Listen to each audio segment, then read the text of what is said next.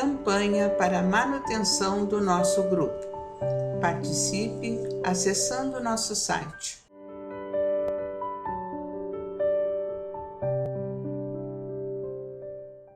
Olá, amigos! Estamos aqui mais uma vez para dar prosseguimento à leitura do nosso livro Missionários da Luz, A Vida no Mundo Espiritual, pelo Espírito de André Luiz, na psicografia do nosso querido Francisco Cândido Xavier. Saúdo os trabalhadores, simpatizantes, os amigos do Grupo Espírita Francisco Xavier que têm acompanhando todos os nossos trabalhos. Continue acessando as nossas leituras, as reflexões pela manhã e sempre dando uma curtida. Hoje nós vamos iniciar o capítulo 18, mas antes vou lembrar do finalzinho, da segunda parte do capítulo 17. Foi muito interessante, a doutrinação do espírito de Marinho, foi sacerdote, e ao desencarnar ficou, ali preso naquelas sensações, se achando injustiçado, porque não merecia estar naquele local. Ele achou que ia ter uma felicidade, por ter sido um sacerdote, E a mãe que foi interceder, porque se achava culpada, porque obrigou ele a seguir, o sacerdócio, a ser padre. Então, Marinho foi levado a uma sessão espírita, onde ele foi doutrinado, através da Otávia, aquela médium, maravilhosa, e ali se encontrou com a mãezinha, houve um diálogo.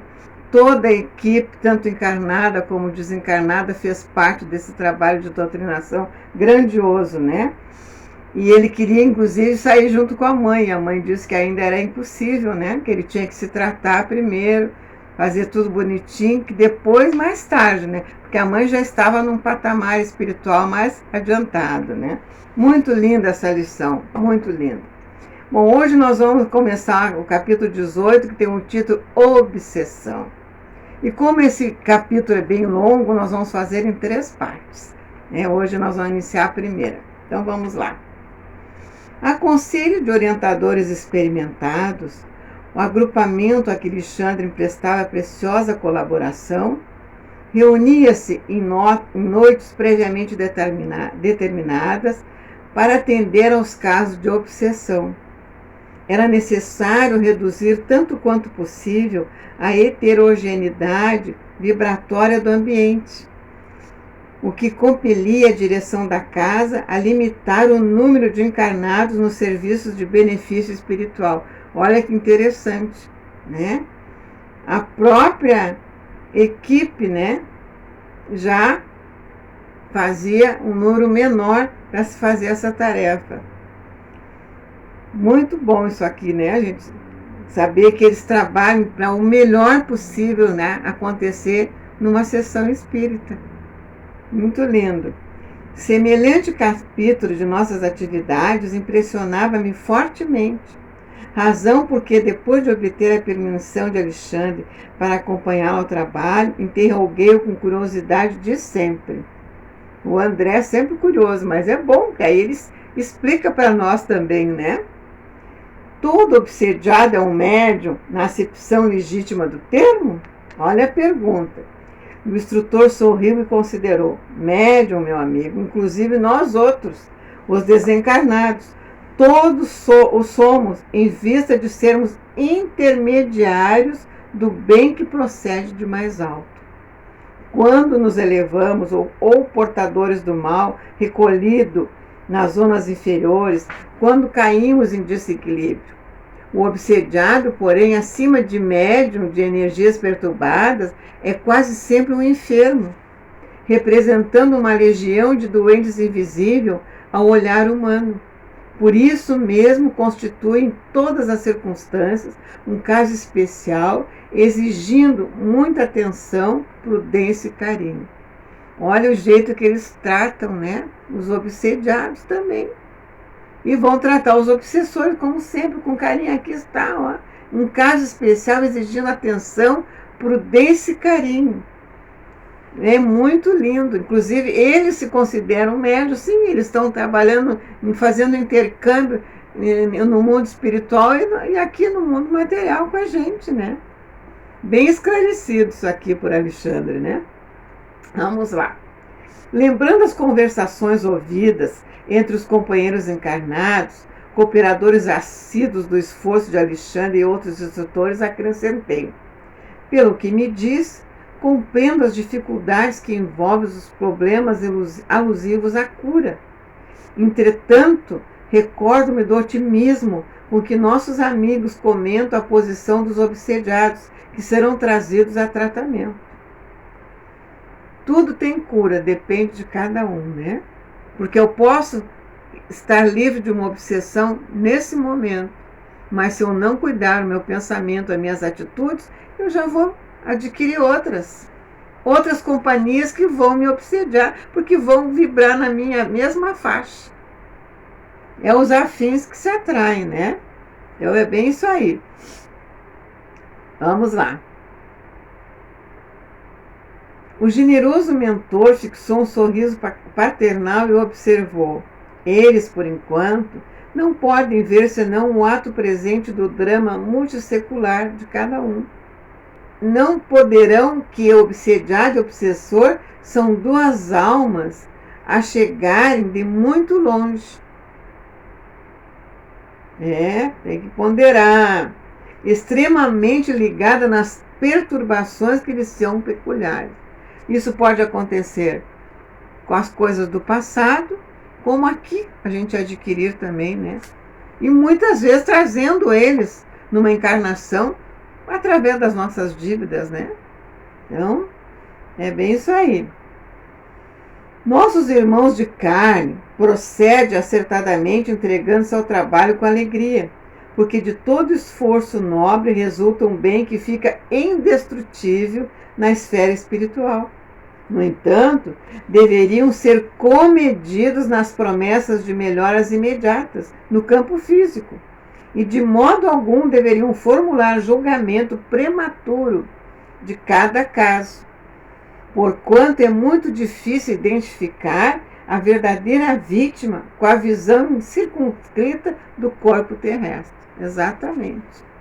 Muito, muito especial essa explicação. Depois de pequena pausa, continuou: também observei o exagerado otimismo dos companheiros, vendo que alguns deles mais levianos chegavam a fazer promessas formais de cura às famílias dos enfermos. Nós não podemos aqui, né, prometer nada para ninguém, porque não vai depender do trabalho espiritual que está sendo feito, vai depender da conduta das pessoas, né? Como é que nós vamos fazer promessas? Está bem claro aqui, né? Vamos lá. Claro que serão enormes os benefícios a ser colhidos pelos doentes. Todavia, se devemos estimar o bom ânimo, cumpre-nos desaprovar o entusiasmo desequilibrado e sem rumo. Bem claro isso aqui, né? Já conhece todos os casos? Indaguei. Todos, respondeu Alexandre sem hesitar. Dos 5 que constituirão o motivo da próxima reunião, apenas uma jovem revela possibilidades de melhoras mais ou menos rápidas. Os demais comparecerão simplesmente para socorro, evitando agravo nas provas necessárias. Olha que interessante, vejam. Considerando muito interessante a menção espiritual que se fazia, perguntei: gozará a jovem de proteção diferente? O instrutor sorriu e esclareceu: não se trata de proteção, mas de esforço próprio. O obsediado, além de enfermo, representante de outros enfermos, quase sempre também é uma criatura repleta de torturantes problemas espirituais. Verdade, né? Se lhe falta vontade firme para a autoeducação, para a disciplina de si mesmo, é quase certo que prolongará sua condição dolorosa além da morte. Vejam bem, né? Depende de nós, né? A disciplina, a autoeducação, o autoconhecimento, né? Que acontece a um homem diferente ao governo do próprio lar? Indubitavelmente será assediado por 1001 questões no curso de cada dia. E acabará vencido, convertendo-se em joguete das circunstâncias. Imagine agora que esse homem diferente esteja cercado de inimigos que ele mesmo criou, adversários que lhe espreitam os menores gestos, tomado de sinistro propósito na maioria das vezes. Se não desperta para a realidade das situações empunhando as armas da resistência e valendo-se do auxílio exterior que lhe é prestado pelos amigos, é razoável que permaneça esmagado. Esta a definição da maior porcentagem de casos espirituais de que estamos tratando. Não representa, porém, a característica exclusiva das obsessões de ordem geral. Existem igualmente os processos laboriosos de resgate, em que, depois de afastados os elementos da perturbação e da sombra, perseverem as situações expiatórias. Claro, cada um traz o seu contexto, né? Em todos os acontecimentos dessa espécie, porém, não se pode prescindir da adesão dos interessados diretos na cura. Se o obsidiado está satisfeito na posição de desequilíbrio, há que esperar o término da sua cegueira. Vejam bem, está bem claro, né? A redução da rebeldia que lhe é própria, ou o afastamento da ignorância que lhe oculta a compreensão da verdade. Então, a rebeldia é um dos fatores que nos faz errar muito, né? Porque junto com a rebeldia vem a não aceitação, não se resignar, né? E vem um monte de contexto que faz a pessoa continuar naquele processo, né? de ignorância total, né? Vamos lá. Ante os obstáculos dessa natureza, embora sejamos chamados com fervor por aqueles que amam particularmente os enfermos, nada podemos fazer senão semear o bem para a colheita do futuro, sem qualquer expectativa de proveito imediato. Tudo demora, porque assim, sabe lá quanto tempo, né? Não veio se revelar uma obsessão. E não é de uma hora para outra que as coisas vão mudar. Vai depender muito do obsediado, como ele fala aqui, né? É bem isso mesmo. Vamos lá. O instrutor imprimiu ligeiro intervalo à conversação e, porque visse minha necessidade de esclarecimento, prosseguiu. A jovem a que me referi está procurando a restauração das forças psíquicas por si mesmo. Tem lutado incessantemente contra as investidas de entidades malignas, mobilizando todos os recursos que dispõe no campo da prece, do autodomínio, da meditação. Não está esperando o milagre de cura sem esforço, e não obstante terrivelmente perseguida por seres inferiores, vem aproveitando toda espécie de ajuda que os amigos do nosso plano projetam em seu círculo pessoal. A diferença, pois, entre ela e os outros é de que, empregando as próprias energias, entrará, embora vagarosamente, em contato com a nossa corrente auxiliadora, ao passo que os demais continuarão, ao que tudo faz crer, na impassibilidade dos que abandonam voluntariamente a luta edificante.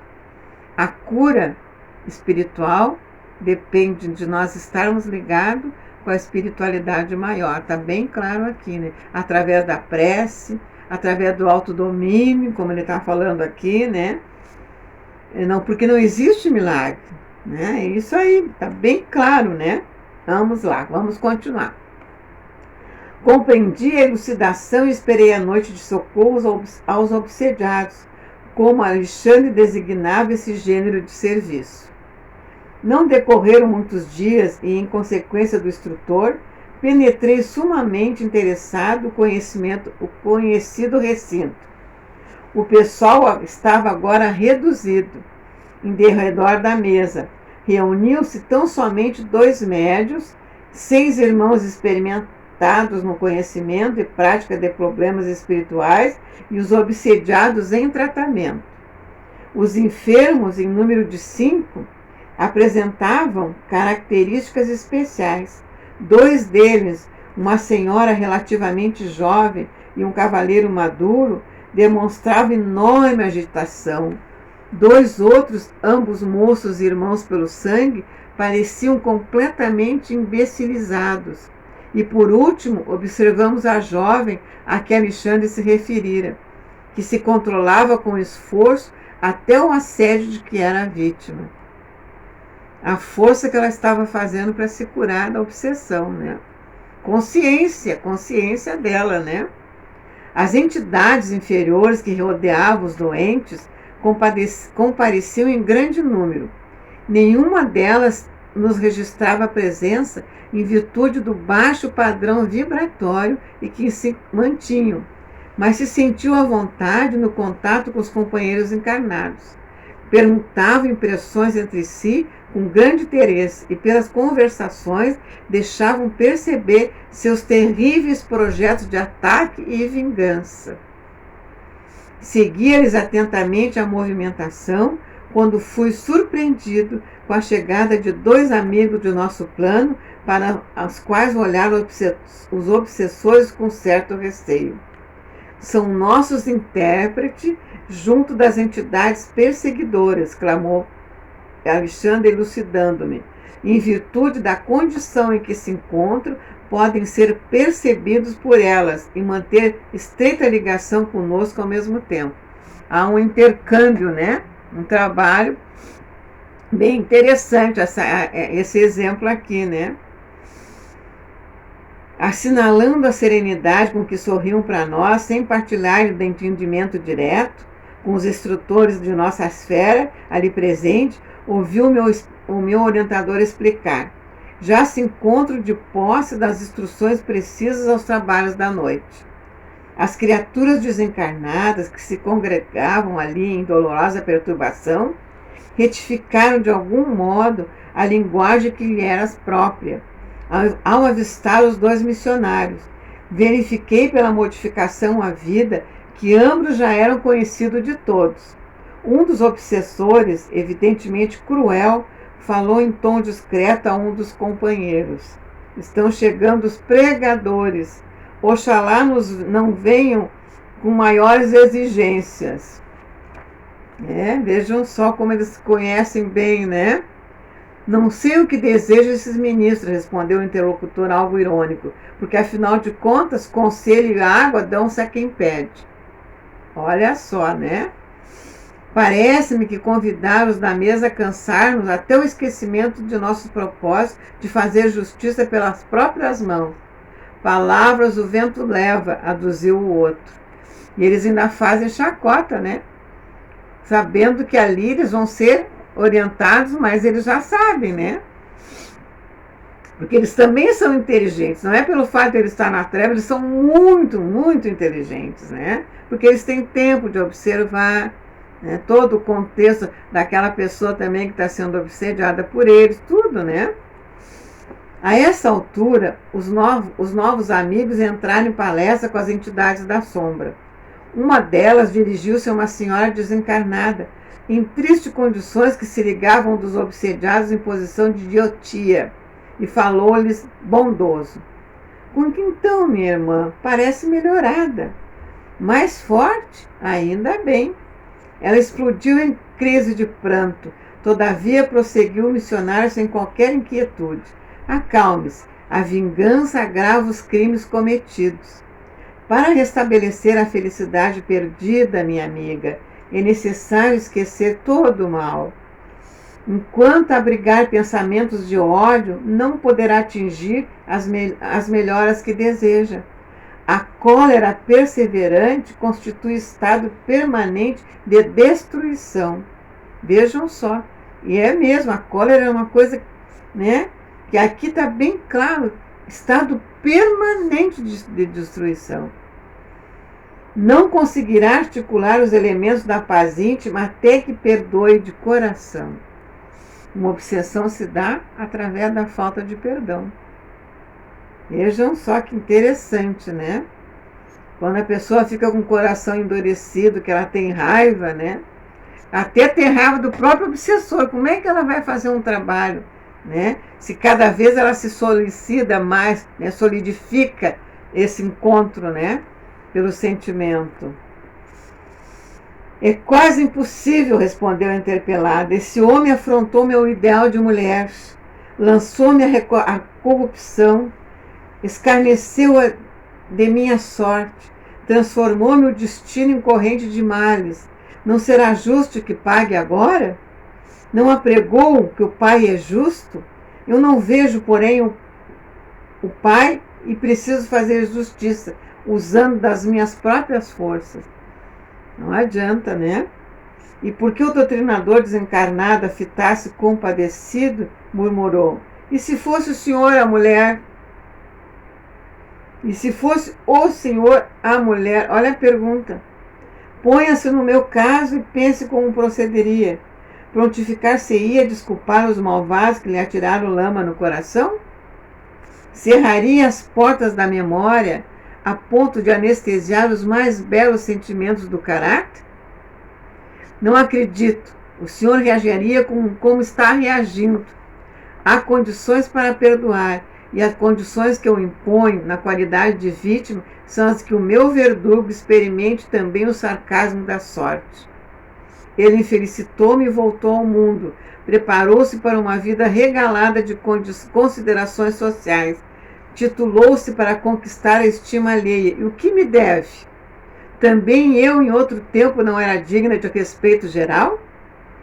Não me candidatar a uma existência laboriosa e honesta, com o firme propósito de servir a Deus? A mágoa, né? Ela levou com ela aquela dor e não consegue, né? Acompanhava a discussão com forte interesse, admirando o individualismo que caracteriza cada criatura, ainda mesmo além da morte do corpo. Se desencarnar, levando, né, esse ódio, essa raiva, né, é como a parte do Evangelho. Reconcilia-te com teu inimigo enquanto está a caminho, né? Que aí as coisas vão ser mais fáceis, né? Quando nós estamos aqui. Então é isso aí. É o conselho que Jesus nos dava sempre. E o amar aos seus inimigos. O amar exatamente não desejar o mal. Não, aqui ela desencarnou com essa dor, né? Com esse ódio dentro do coração, né? Então, claro que ela tá com dificuldade de fazer esse entendimento, né? Acompanhava a discussão com forte interesse, admirando o individualismo que caracteriza cada criatura ainda mesmo além da morte do corpo. É o que eu já tinha lido, mas para reforçar, e é isso aí, né? Nós temos que fazer as coisas agora aqui, o perdão, trabalhar o perdão, né? Porque nada é em vão na nossa caminhada. O intérprete de nossa esfera, contemplando-a sem irritação, observou: todas as suas considerações, minha amiga, são aparentemente muito respeitáveis. Todavia, em todos os desastres que nos ocorrem, devemos examinar serenamente a porcentagem de nossa coparticipação. É isso aí. Apenas em situações raríssimas poderíamos exigir de fato o título de vítimas. Na maioria dos acontecimentos dessa natureza, porém, temos a nossa parte de culpa. Não podemos evitar que a ave de rapina cruze os ares sobre a nossa fronte, mas podemos impedir que faça ninho em nossa cabeça. Olha só isso aqui, exatamente, né? Podemos evitar que a ave de rapina cruze os nossos ares. Não podemos evitar, mas, né, sobre a nossa fronte, mas podemos impedir que faça ninho na nossa cabeça. Olha o que ele está dizendo, é isso aí, né? Que não arrume pouso em nós, né? A falta de perdão, o rancor, não é? Nesse ponto, a interlocutora, parecendo melindrada, acentuou asperadamente: suas palavras são filhas da pregação religiosa, mas eu estou à procura de justiça. E ela continua firme, né? E com um riso irônico terminava. Aliás, da justiça pregoada por Jesus. Olha só. O missionário não se exaltou ante o sarcasmo do gesto que acompanhou a observação ingrata e disse-lhe bondoso: a justiça. Quantos crimes se praticam no mundo em seu nome? Quantos homens e mulheres que, procurando fazer justiça sobre si mesmo, nada fazem que incentivar a tirania do eu. Exatamente. Procurar fazer justiça com as próprias mãos, né? Faz um maior erro, né? Refere-se a irmão, o divino mestre. Que espécie de justiça reclamou o Senhor para ele quando vergava sobre a cruz? Nesse sentido, minha amiga, o Cristo nos deixou normas de que não deveremos esquecer. O mestre mantinha-se vigilante em todos os atos alusivos à justiça para os outros. Defendeu os interesses espirituais da coletividade até a suprema renunciação. Entretanto, quando surgiu a ocasião do seu julgamento, guardou silêncio e conformação até o fim. O exemplo que ele deu, né, meus irmãos? Naturalmente, não desejou o mestre, com semelhante atitude, desconsiderar o serviço sagrado dos juízes retos no mundo carnal, mas preferiu adotá-lo, estabelecendo o padrão de prudência para todos os discípulos de seu evangelho, nas mais diferentes situações. Ao se tratar de interesses alheios, minha irmã, devemos ser rápidos na justificação legítima. Entretanto, quando os assuntos difíceis e dolorosos nos envolvem o eu, convém moderar todos os impulsos de reivindicação. E a gente sabe que não existe injustiçados, né? Pode não existir justiça, como a gente acha, mas injustiçados ninguém, né, meus amados? Nem sempre a nossa visão incompleta nos deixa perceber a altura da dívida que nos é própria. Está aqui. E na dúvida é lícita a abstenção. Acredita que Jesus tivesse algum débito para merecer a sentença condenatória? Ele conhecia o crime que praticava, possuía sólidas razões para reclamar o socorro das leis. No entanto, preferiu silenciar e passar, esperando-nos no campo da compreensão legítima. É que o mestre, acima do olho por olho, das antigas disposições da lei, ensinou amai-vos uns aos outros, praticando-o invariavelmente, e foi o que ele mais pediu: amem como eu vos amo. Né? É isso aí. Confirmou a legalidade da justiça, mas proclamou a divindade do amor. Que lindo isso aqui.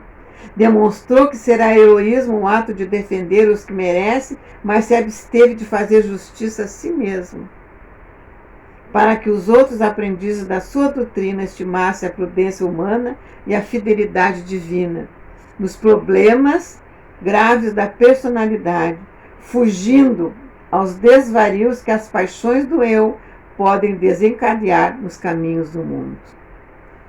A interlocutora, em face da argumentação veemente e bela, emudeceu, fortemente impressionada.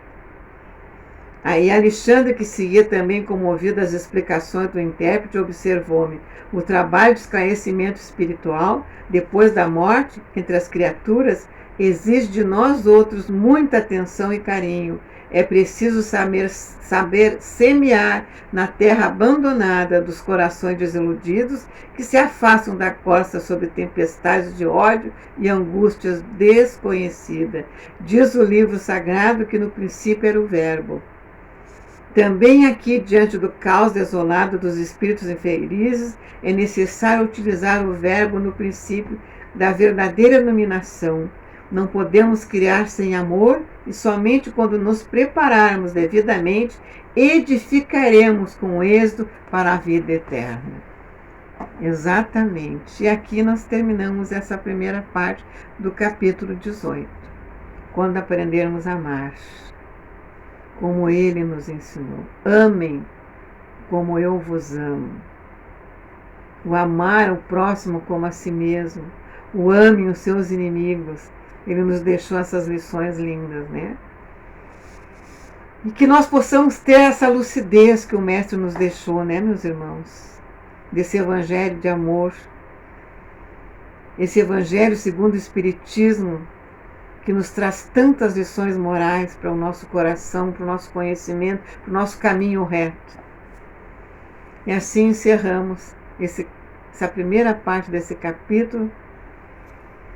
Continue acessando o nosso canal, né, dando uma curtida nas nossas leituras, nas reflexões de todas as manhãs, nas leituras. Que Deus, com a sua infinita misericórdia, e Jesus, o seu infinito exemplo de amor, continue nos amparando.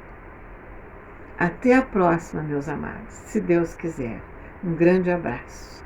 Campanha para a manutenção do nosso grupo. Participe acessando nosso site